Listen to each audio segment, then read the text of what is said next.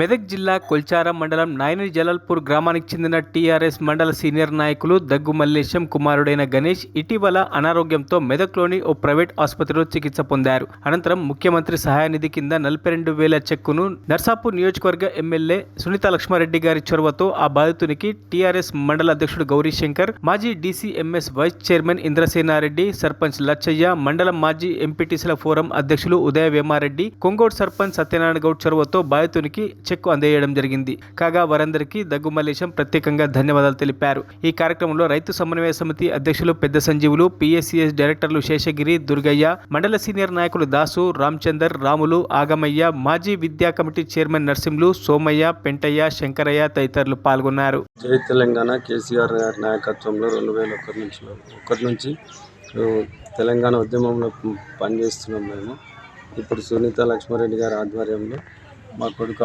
ఆరోగ్యం ఖరాబ్ అయ్యేట్లా team relief fund చెక్కును మాకు ఇవ్వడం జరిగింది.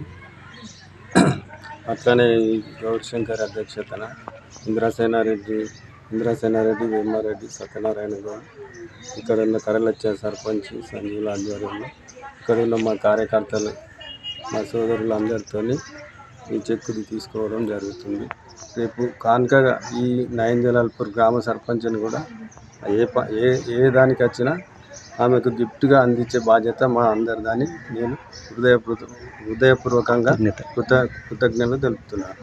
మరిన్ని అప్డేట్స్ కోసం మా ఛానల్ని సబ్స్క్రైబ్ చేయండి.